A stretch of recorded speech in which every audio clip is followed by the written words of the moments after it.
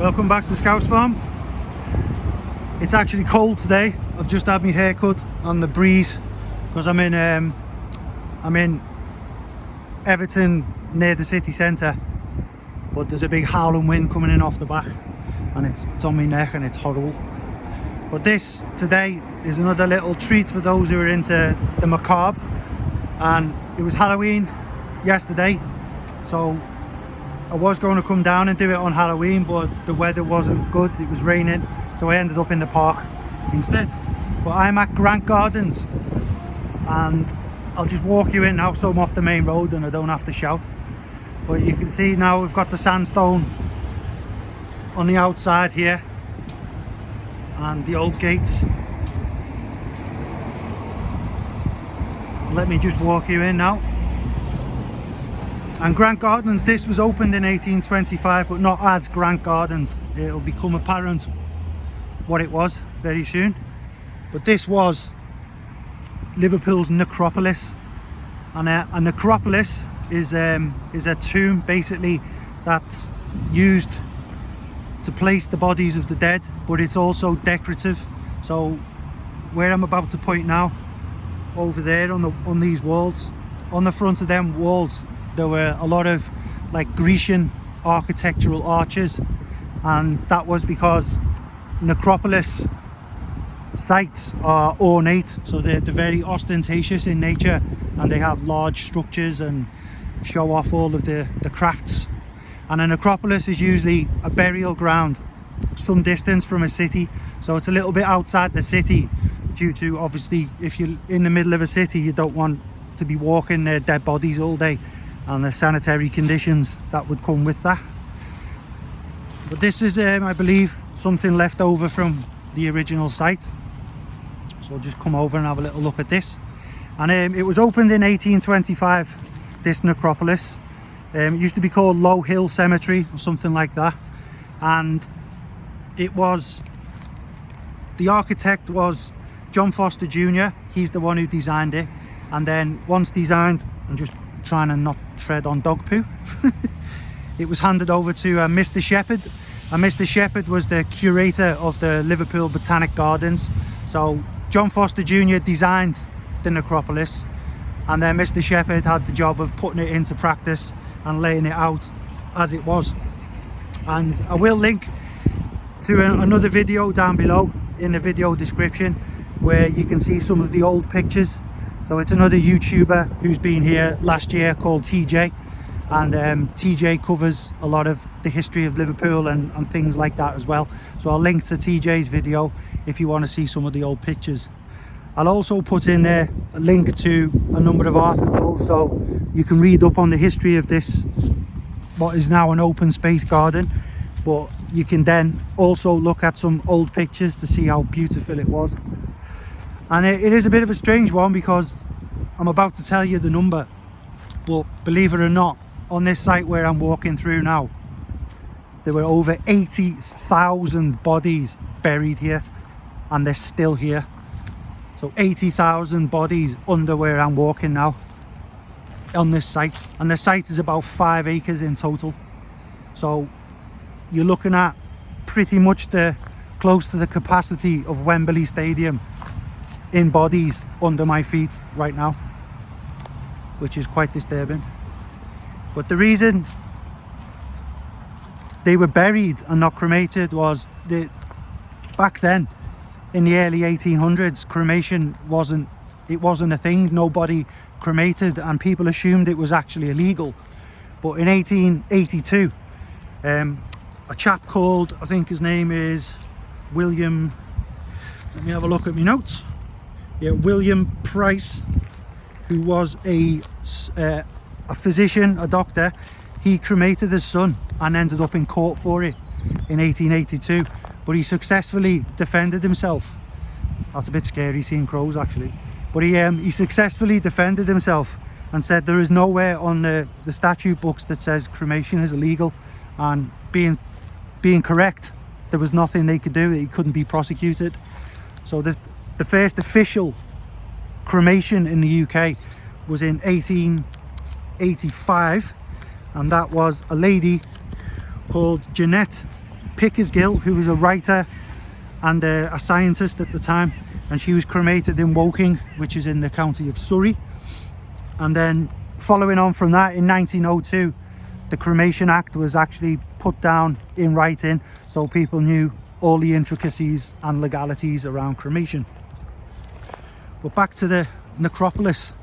Today it's just a garden, but Grant Gardens, like a park. But at the time it was quite eerie to walk through the centre, and then left and right there were so many ornate headstones and, you know, monuments to the dead, etc. There's a new building in the background which looks horrendous, and there's an old one which looks amazing. Just zoom you in there, you can see over the top. But that is that's the records office of some description, or where the marriage office or something, I can't remember, but I'll see on the way out. And then that's what we get today. But back to the history of where I'm walking now in this necropolis.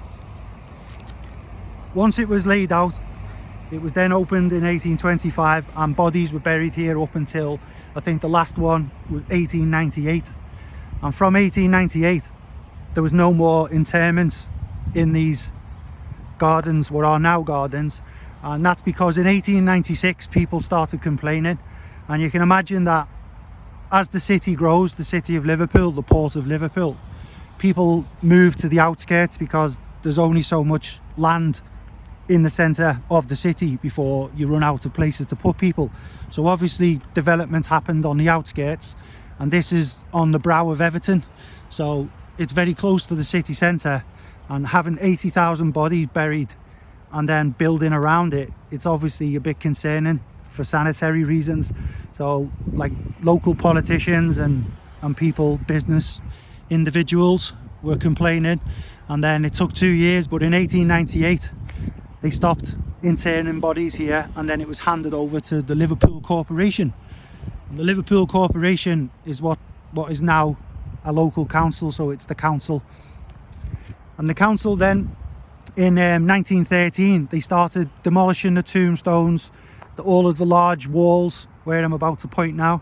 So all of the lovely Grecian architecture against the walls, that was all demolished, and the headstones, the smaller ones, were just laid flat. So they just laid them flat on the ground where I am now, and then covered it over with the soil and seeded it with grass. And then in 1914, on the 22nd of April, it was opened as Grant Gardens, and it got the name after Alderman J.R. Grant, I think. Just flip over my notes. Let's have a little peep. And it was named after Alderman J.R. Grant, who was the chairman of the Corporation Parks and Gardens Committee. But it's just quite disappointing that they've done nothing with it, really. I mean, last year when TJ done her video, there was a little section with some wildflowers, but at the moment we've just got a little bonfire in the middle there, loads of graffiti on the tarmac, and some fly tipping at the back there, which is wonderful. See in the corner some rubbish being dumped there, and obviously the council aren't looking after it very nice, and the people who live around here aren't looking after it very nice. But yeah, 80,000 bodies buried, which is quite astonishing considering it is such a small site for such a large amount of bodies. And if you think back to for those who've watched some of my videos, the recent video that did really well for me, which I'm grateful for, was the mystery of the Liverpool's mass graves from back in my old school in Old Swan, and that was 3,561 coffins found on that site, and here there's over 80,000. And I don't know the number. I don't know if anyone actually will ever know the accurate number, but when they did drop it and turn it into the Grant Gardens, when they dropped all the headstones, they did inscribe the headstones, take the records, and then move that to the Liverpool Records office. So again, in the in the video description there will be some articles down below, so have a little read of them. And if you want to do any further research, because there are some find a grave sites where you can input like names of your family, great grandparents and so on, who may have been alive at the time or even buried here, and you can find out if any of your family are in here.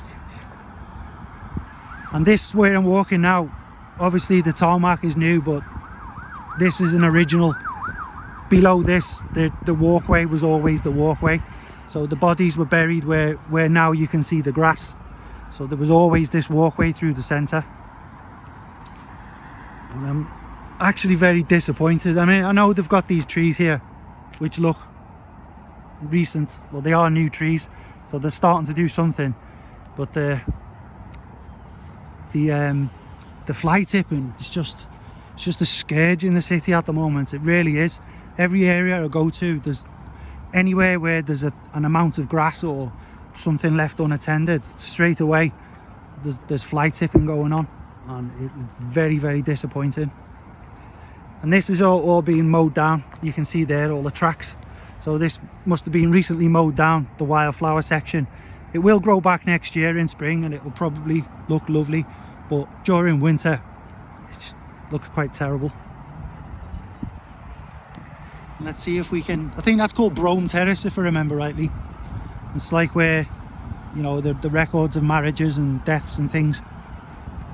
That's this building, the gorgeous one there, not the hideous new one there. That looks like it's just been 3D printed. But what a wonderful little piece of history, eh, in Liverpool. It doesn't look much now, but wait till you see the pictures in those descriptions below, the pictures of what it used to look like. It was quite decorative and very, very, very ornate. Right. Thank you very much for watching. Please give the video a thumbs up and subscribe to Scouse Farm if you're new. My ears are getting freezing cold, so I'll leave you with a view of Brome Terrace in the background and Scouse Farm. We'll see you all again soon.